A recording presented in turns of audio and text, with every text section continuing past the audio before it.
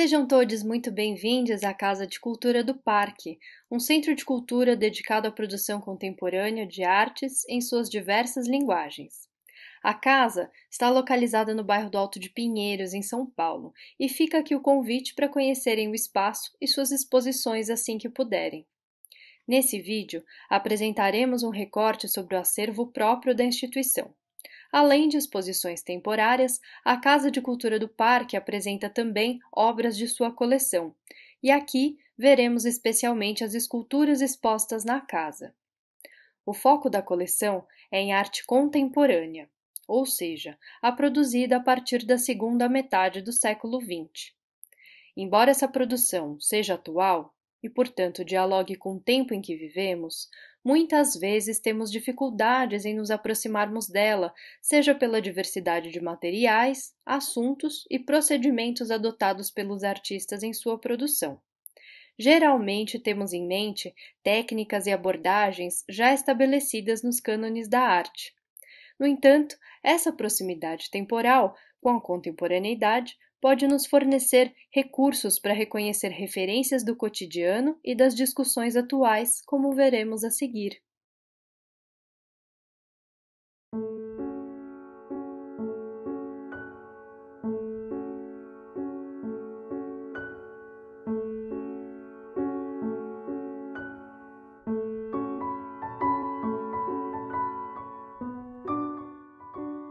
A escultura passante, de José Rezende, consiste em uma chapa de aço cortem com 1,60 m de altura por 8 cm de largura. A parte inferior da obra é dividida ao meio, formando duas caixas retangulares, fazendo alusão a duas pernas. O material escolhido oferece maior resistência à instalação em área externa, criando uma película protetora com a própria oxidação do aço. Dessa forma, permite que o vento interfira na escultura, evidenciando a relação com o espaço e o próprio tempo, à medida que a obra parece se deslocar.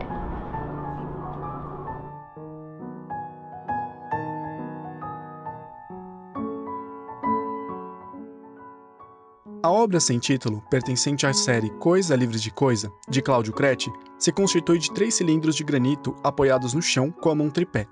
Um sustenta a obra como eixo, com altura de 215 cm, enquanto outros dois se apoiam no eixo com 2 cotovelos de aço inoxidável que formam ângulos de 90 graus.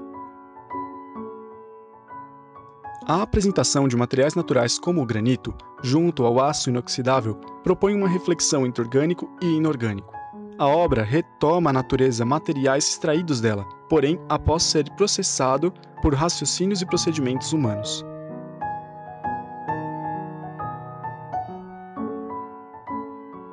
Laura Vinci frequentemente explora os processos transitórios em seu trabalho, estimulando assim a percepção sobre o ambiente em questão.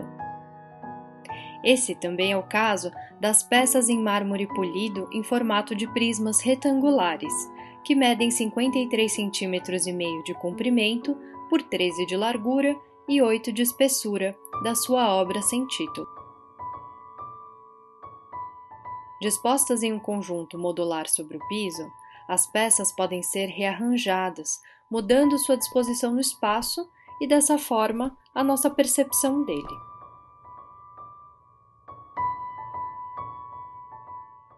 A obra sem título de Ivens Machado faz parte de um conjunto de 3 partes, que podem ser expostas juntas ou separadas, como é o caso da peça instalada no deck da Casa de Cultura do Parque.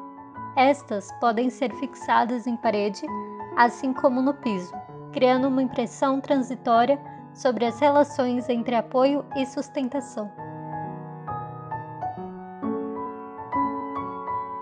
A obra, de 2,45 m de altura, possui 2 pontas moldadas em cimento pigmentado e ligadas por 3 fios de ferro retorcidos, para simular uma corrente de tom oxidado.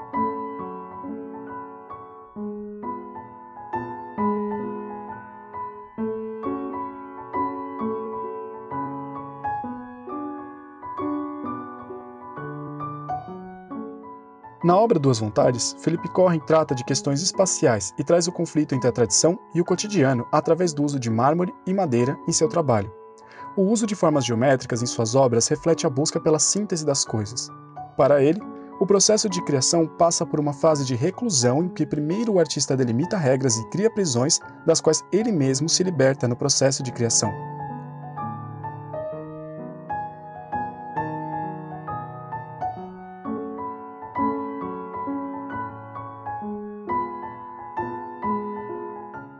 A obra Flying Garden, executada em 2007, do artista Tomás Saraceno, foi feita a partir de um balão de hélio, fitas de nylon, fio de pesca e folha iridescente, e é um exemplo dos processos do artista que cria estruturas imaginárias e futuristas sustentáveis. Pautado em relações ecológicas, o artista retira os elementos naturais do lugar de matéria-prima, dando a estes protagonismo na obra. É interessante observar que grande parte da obra está no estado gasoso e tem sua presença ressaltada pelo arranjo da matéria em questão.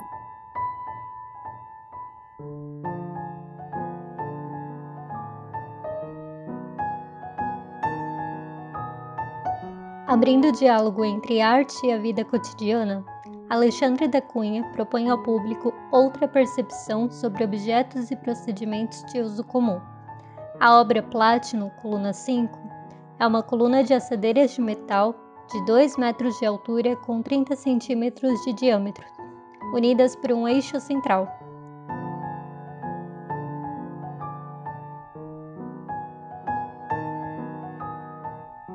A composição propõe um novo arranjo para um utilitário popular, enquanto estabelece também uma referência à obra Coluna Infinita, do artista modernista Constantin Brancusi.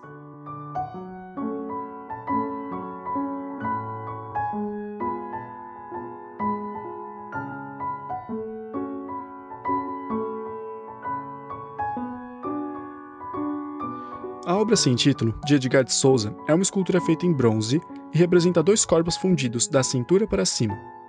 Cada extremidade tem um par de pernas e um quadril que remetem a um movimento de embate, como se cada lado estivesse empurrando o outro. A obra causa estranhamento e familiaridade que remetem ao imaginário surrealista, gerando sensações que fazem o observador se dar conta de sua própria condição humana, do seu corpo, suas sensações e memórias.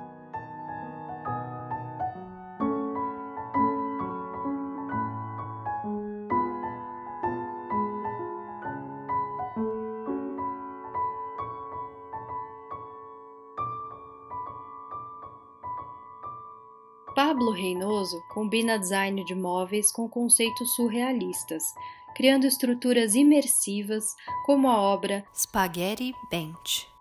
O trabalho, que está instalado no jardim da Casa de Cultura do Parque, é um banco de ferro de 150 por 900 centímetros que possui 4 bases triangulares que o fixam ao solo. As extremidades da obra são como assentos comuns, e na parte central, o banco se desfaz criando um desenho orgânico que compõe a série Spaghetti Bench, que em tradução livre significa bancos de espaguete. A obra tem uma estrutura ambígua presente nos trabalhos de Reynoso, que falam da ordem confusa e reversa das coisas, ao mesmo tempo sendo organizado e caótico.